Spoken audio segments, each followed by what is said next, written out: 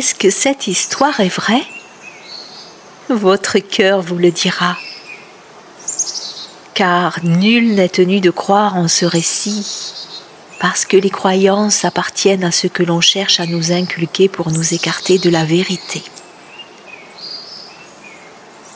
Écoutez simplement, et si votre cœur se réjouit, alors donnez-vous le droit d'y croire. Il y a très longtemps, ou peut-être pas, peut-être est-ce maintenant, en fait, tout dépend de la distance que vous avez mise entre qui vous êtes aujourd'hui et l'enfant qui a toujours été en vous. Nous dirons donc que dans un espace-temps qui n'a rien à voir avec une chronologie linéaire, les forêts, les campagnes, le bord des rivières, les jardins et bien d'autres lieux naturels encore étaient peuplés d'êtres extraordinaires. Laissez-moi vous accompagner dans la forêt du royaume du petit peuple pour vous conter mon histoire. La rosée matinale avait déposé ses minuscules perles de lumière sur chaque brindille, chaque feuille, chaque branche, et les rayons du soleil qui se frayaient un passage à travers le feuillage intense de la forêt faisaient scintiller chaque gouttelette d'eau comme des pépites d'or dont la clarté annonçait l'aube d'une nouvelle journée.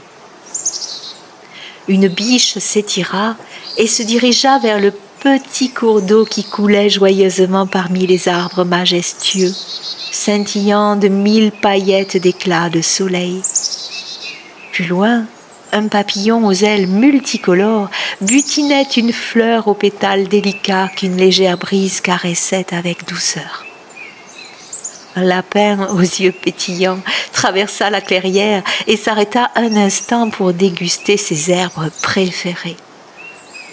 À droite, sur une feuille argentée, une chenille minuscule avançait doucement dans un léger bruissement presque imperceptible.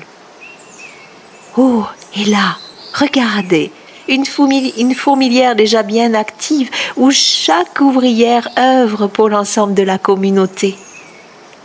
Et là encore, un écureuil immobile sur un tronc d'arbre, égouttant à la quiétude matinale de la forêt qui s'éveille.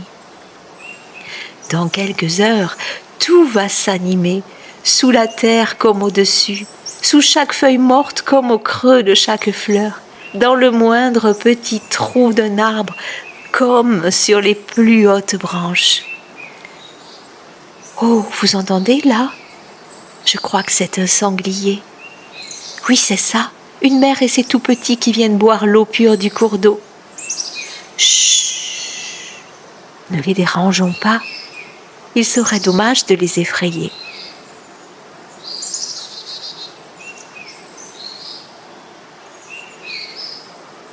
Vous êtes toujours là? Alors suivez-moi. Allez quoi, venez.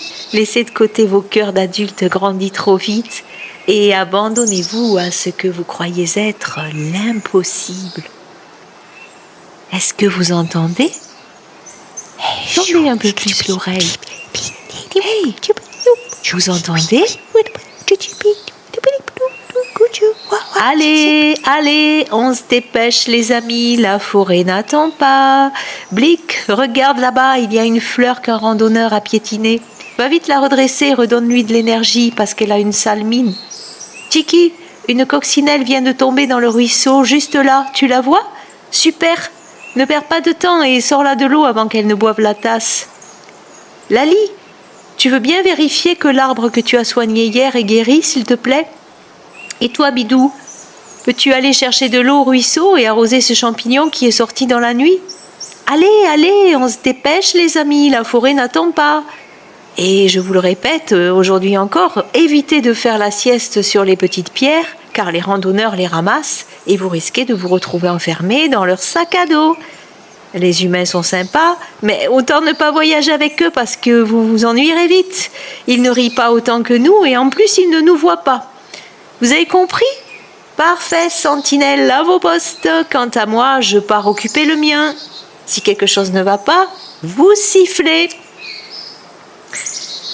Comme tous les matins au lever du soleil, le roi du royaume du petit peuple distribuait les tâches journalières à accomplir à tous les êtres qui veillaient sur la forêt. Comment est-il ? À vous de le laisser apparaître sous la forme qu'il voudra bien prendre lorsqu'il croisera votre chemin. Comme chaque jour, il se rendit au pied de l'arbre le plus ancien de la forêt, l'arbre maître. C'était sa mission, veiller à ce que rien ne vienne troubler l'harmonie du lieu. Au loin, il entendit des randonneurs approcher.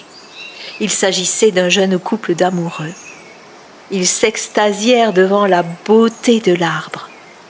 Le jeune homme sortit un canif de son sac à dos et dit à sa petite amie : « Ma chérie, je vais graver nos 2 noms sur ce tronc pour immortaliser notre amour et laisser une trace de nous dans cette forêt pour toujours. »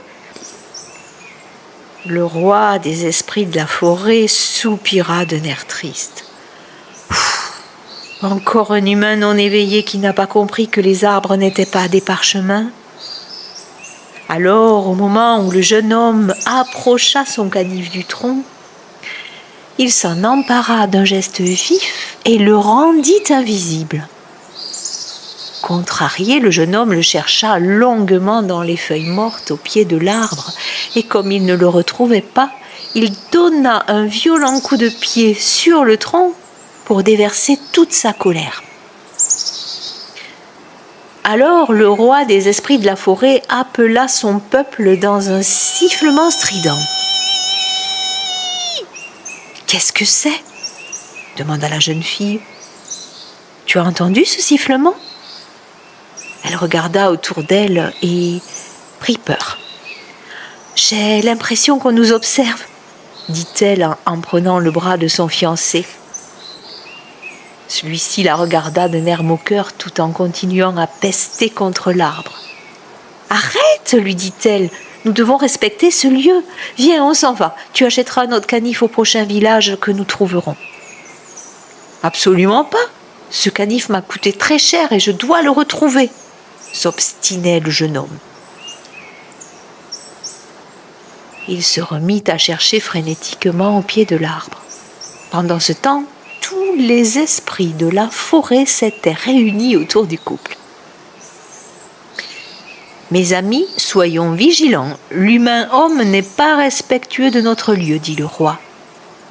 Au moindre geste violent de sa part, vous avez le droit de lui donner une leçon. Quant à la fille, elle perçoit notre présence, mais elle a peur. Lisana, essaye de te montrer à elle pour la rassurer et lui donner une preuve de notre existence. » Lisana était un petit esprit féminin très doux, qui appréciait beaucoup la présence des humains. Elle alla se poser sur l'épaule de la jeune fille. Le jeune homme n'ayant pas retrouvé son canif, le couple se remit donc en marche. Plus loin, il cueillit une fleur et l'offrit à sa petite amie. Celle-ci posa sur elle un regard triste. « Pourquoi ne l'as-tu pas laissée à sa place et finir tranquillement sa vie de fleur ? T'es trop sentimentale, c'est qu'une fleur, quoi !» répondit le garçon d'un air moqueur. Un voile de tristesse assombrit le regard de la jeune fille. « Je me demande ce que je fais avec quelqu'un comme toi, en fait, » répondit-elle. « Depuis que nous sommes partis ce matin, tu n'as aucun respect pour la nature, c'est très désagréable. »« Oui, c'est très désagréable, » surenchérit le roi du royaume du petit peuple. « Vas-y, c'est quoi ton problème ?» demanda le garçon. Il remit rageusement son sac à dos sur ses épaules et reprit sa marche sans se soucier de savoir si sa petite amie le suivait. « C'est l'heure de la leçon !» lança le roi avec autorité. La jeune fille s'approcha du ruisseau et déposa la fleur arrachée près de l'eau. « Je suis désolée, dit-elle.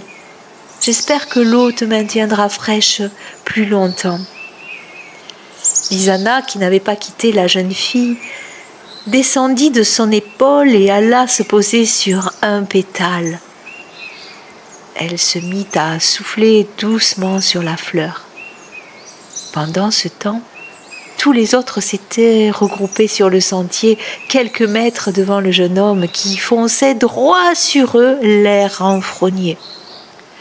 Les uns sur les autres, ils ne faisaient plus qu'un et avaient pris la forme d'un gros caillou invisible. La jeune fille, perdue dans ses pensées, se disait que le garçon avec lequel elle sortait était trop différent d'elle. Elle observait la fleur coupée et soudain vit une petite forme aux couleurs irisées sur l'un de ses pétales. « Qu'est-ce que c'est ?» se demanda-t-elle. Elle s'approcha de la fleur pour voir de plus près ce qui ne pouvait être un insecte. Oh ! Un être minuscule et d'une beauté irréelle l'observait de ses yeux rieurs et pétillants.